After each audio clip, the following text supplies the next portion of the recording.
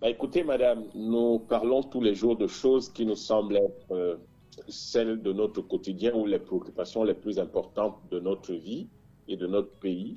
Mais en réalité, nous oublions les éléments qui structurent nos personnalités individuelles et qui permettent à partir de là de construire le type de société que nous sommes en train de construire. Et la bonté est l'une de ces considérations qui devrait normalement participer à modifier de façon positive nos personnalités et permettre ainsi de construire une société viable, heureuse, comme vous l'avez dit tout à l'heure, et prospère. Comment on y arrive? Qu'est-ce que c'est? Pourquoi est-ce qu'on n'a pas de bonté? Mais quel serait l'impact de la bonté sur notre société et comment elle structurerait une société heureuse? Eh bien, j'ai pensé que nous sommes tous préoccupés par le bonheur, nous sommes tous préoccupés par le fait d'avoir un beau pays, un grand pays, et donc parler de ce qui permettrait de construire tout cela serait magnifique. Voilà pourquoi je vous ai proposé que nous parlions de la bonté aujourd'hui. Docteur Yambé-Timba, votre message va s'adresser aux autorités qui sont en charge de présider aux destinées du Cameroun ou alors aux citoyens camerounais.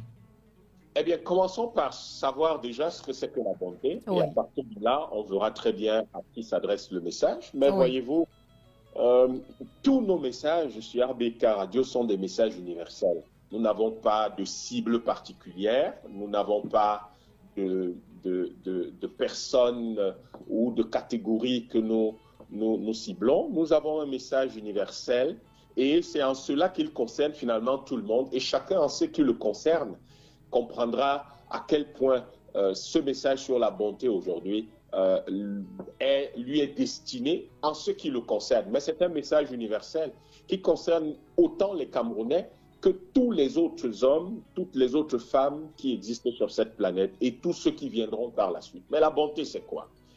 Écoutez, dans la bonté, mettons un certain nombre de choses qui nous sont familières. C'est de la bienveillance, c'est de la compassion, c'est la contribution au bonheur et à la paix d'autrui et de la société.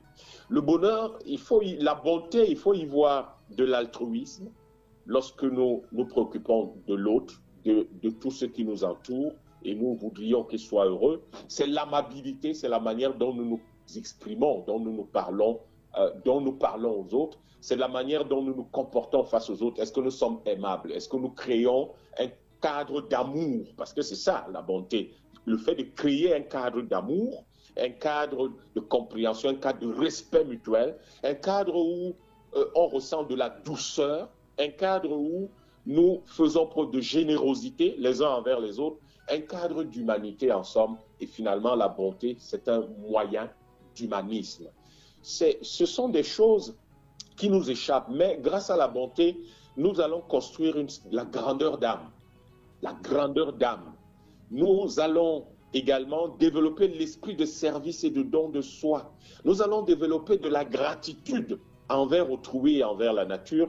Et nous allons être enclins naturellement à partager, à exprimer de la solidarité et de la retenue aussi, que ce soit face aux privilèges ou face aux difficultés, avoir de la retenue, avoir de la correction en toute chose. Est-ce que nous sommes toujours corrects? Ça, c'est l'expression de la bonté. Sommes-nous des gens modérés et pas des gens cupides, pas des gens avides, pas des gens qui